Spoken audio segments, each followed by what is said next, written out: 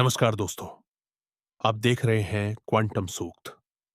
आज हम बात करेंगे एक ऐसी संभावना की जो भविष्य में आज की परिस्थितियों के हिसाब से काफी हद तक सच होती नजर आ रही है। एक ऐसी दुनिया की कल्पना जहां ऊर्जा संकट मानव सभ्यता को पूरी तरह बदल देता है। लेकिन यह सिर्फ विज्ञान की बात नहीं है, यह प्रकृति, प्राचीन ज्ञान और मानव जीवन शैली के बदलते स्वरूप की कहानी भी है। इस संभावना को हमने एक कहानी के रूप में प्रस्तुत किया है ताकि लोग इसे सिर्फ सुने नहीं बल्कि महसूस कर सकें और खुद को उससे जुड़ा हुआ पा सकें। इस कहानी के हर शब्द, हर विचार पर लेखक का सर्वाधिकार सुरक्षित है। इस पुस्तक का कोई भी अंश या इसमें प्रस्तुत शोध बिना लेखक की पूर्व लिखित अनुमति के न प्रकाशित किया जा सकता है, न उपयोग। ऐसा करने पर कानूनी कार्यवाही की जा सकती है। ऊर्जा लॉकडाउन 2090। जब दुनिया फिर लौटेगी प्रकृति की ओर। सन 2090। दुनिया के सबसे बड़े शहरों में अचानक अंधेरा छा गया। ना इंटरनेट, ना एआई सर्वर, ना सैटेलाइट्स। क्योंकि पृथ्वी एक ऐसे संकट में प्रवेश कर चुकी थी जिसे वैज्ञानिकों ने नाम दिया था global energy lockdown. Oil reserves खत्म होने लगे थे। रेयर अर्थ मिनरल्स लगभग समाप्त हो चुके थे। सोलर स्टॉर्म्स ने पावर ग्रिड्स जला दिए थे। और तब मानवता को मजबूर होकर वापस लौटना पड़ा उसी जीवन शैली की ओर जिसे कभी पुराना और बैकवर्ड कहा गया था। लेकिन क्या वो वास्तव में बैकवर्ड था, या फिर हमारे आर्षियों ने हजारों साल पहले ही भविष्य देख लिया था? Did ancient India new something? Bharat के प्राचीन ग्रंथों में बार बार एक बात कही गई, प्रकृति के साथ तालमेल ही जीवन है।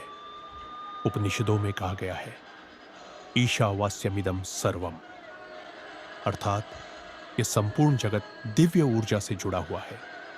अर्षि प्रकृति को सिर्फ रिसोर्स नहीं मानते थे, वे उसे लिविंग इंटेलिजेंस मानते थे। आज मॉडर्न साइंस भी यही कह रही है। Ecology, sustainability, renewable systems, circular living, ये सब कॉन्सेप्ट्स हजारों साल पहले भारत के गुरुकुलों में सिखाए जाते थे। That collapse of modern lifestyle, जब एनर्जी ग्रिड्स फेल हुई, लोगों को समझ आया कि हमने अपनी पूरी जिंदगी इलेक्ट्रिसिटी पर डिपेंड बना ली थी। फूड सप्लाई चेन्स टूट गई, रेफ्रिजरेटर्स बंद हो गए, ऑनलाइन पेमेंट्स रुक गए। और तब लोगों ने फिर से सीखना शुरू किया कैसे लकड़ी के चूल्हे पर खाना बनाते हैं, कैसे मिट्टी के घर नेचुरली कूल रहते हैं, कैसे सूरज ही सबसे बड़ा पावर सोर्स है। Science behind would cooking.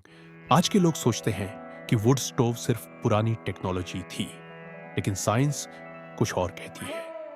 Dry would combustion में बायोमास एनर्जी रिलीज होती है। अगर सही एयर फ्लो और क्ले इंसुलेशन हो तो ट्रेडिशनल इंडियन चूल्हा सरप्राइजिंगली इफिशिएंट बन सकता है। पहाड़ों में सनातन ट्रैकर्स और साधु सदियों से इसी टेक्नोलॉजी का उपयोग करते आए हैं। वे छोटी लकड़ियों, सूखे पत्तों और काऊ डंग केक्स से कंट्रोल्ड हीट बनाते थे। और सबसे इंटरेस्टिंग बात, वुड फायर कुकिंग में स्लो थर्मल हीटिंग होती है, जिससे दाल, बाजरा और गेहूं का न्यूट्रिशन अधिक प्रिजर्व रहता है। आज मॉडर्न रिसर्चर्स भी कह रहे हैं कि स्लो कुकिंग डाइजेशन इंप्रूव कर सकती है। The return of ancient food energy. Lockdown के बाद लोगों ने अल्ट्रा प्रोसेस्ड फूड छोड़ना शुरू किया। वे फिर लौटे दलिया, बाजरे की खिचड़ी, मिट्टी के बर्तनों में बनी दाल और जंगलों में मिलने वाले एडिबल लीव्स की ओर। भारत में कई एडिबल लीव्स ट्रेडिशनली उपयोग किए जाते थे। आम के कोमल पत्ते, सहजन, मोरिंगा के पत्ते, अमरनाथ फॉचोलाई लीव्स, करी पत्ता, नीम के टेंडर लीव्स, कद्दू और शकरकंद के पत्ते। गांवों में लोग सीजनल फ्रूट्स और लीव्स का उपयोग करते थे, क्योंकि नेचर ऑलरेडी लोकल क्लाइमेट के अनुसार न्यूट्रिशन देती है। मॉडर्न न्यूट्रिशन साइंस भी कहती है, local seasonal food often contains micronutrients suited to regional environments. Solar civilisation. फिर ह्यूमैनिटी ने समझा, सूर्य सिर्फ लाइट नहीं, सिविलाइजेशन का आधार है। ऋग्वेद में सूर्य को कहा गया सविता, अर्थात जीवन को प्रेरित करने वाली शक्ति। आज सोलर फिजिक्स यही बता रही है, हर सेकंड सूर्य पृथ्वी पर इतनी एनर्जी भेजता है जो पूरी मानवता की जरूरत से हजारों गुना ज्यादा है। लोगों ने फिर से सिंपल सोलर सिस्टम्स बनाना शुरू किया। Solar cookers, solar water heaters, rooftop panels, thermal storage, walls. गांवों में लोग ब्लैक पेंटेड वाटर टैंक से पानी गर्म करते थे।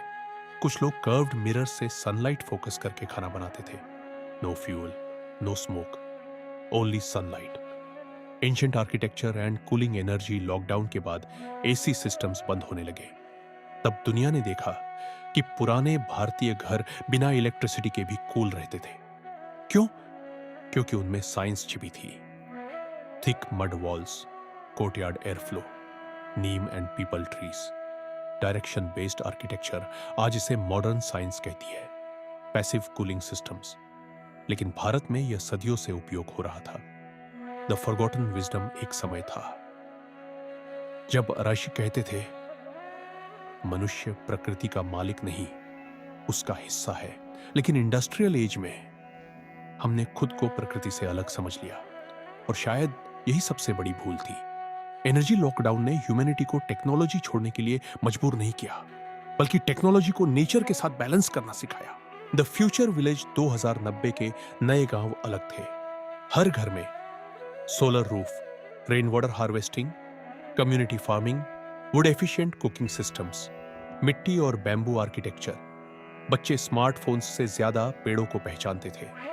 लोग एआई का उपयोग करते थे, लेकिन डिपेंडेंस नहीं। टेक्नोलॉजी सर्वेंट बन चुकी थी, मास्टर नहीं। द एंशिएंट वार्निंग शायद हमारे ग्रंथ अपोकैलिप्स की भविष्यवाणी नहीं कर रहे थे, वे चेतावनी दे रहे थे कि अगर मनुष्य प्रकृति से डिस्कनेक्ट हो गया तो सिविलाइजेशन अनस्टेबल हो जाएगी। उपनिषदों में कहा गया, तेन त्यक्तेन भुंजी था, अर्थात जितना आवश्यक हो उतना ही उपभोग करो। और शायद भविष्य की सबसे एडवांस सिविलाइजेशन वही होगी जो फिर से प्रकृति के साथ सिंक्रोनाइज्ड होगी।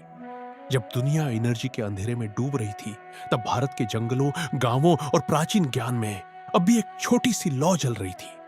लकड़ी के चूल्हे की लौ, सूर्य की लौ और उस ज्ञान की लौ जो कहता है, प्रकृति से जुड़ो क्योंकि भविष्य वहीं छिपा है।